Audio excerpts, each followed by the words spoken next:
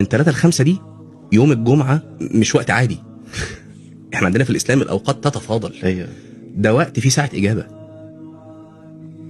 الوقت ده انت فيه حاجات المفروض تكون بتعملها اصلا، والوقت ده لو فاتك مش هتعرف تعوضه تاني، لان هو يعني من 3 ل5 يوم الجمعه غير من 3 ل5 يوم الاربع او يوم الخميس او يوم الاثنين. فالاوقات تتفاضل عندنا. او لما انام بقى عشان اصحى 2 الفجر اخلص المذاكره اللي ورايا.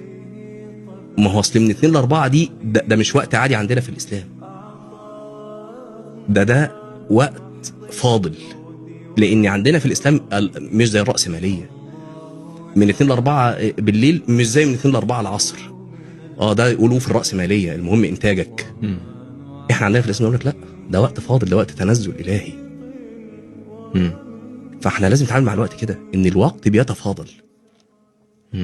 لو قمت ليلة من العشاء للفجر، اي ليلة غير انك تقيم ليلة من العشاء للفجر اسمها ليلة القدر. الاوقات تتفاضل. فده مفهوم اسلامي بقى للوقت.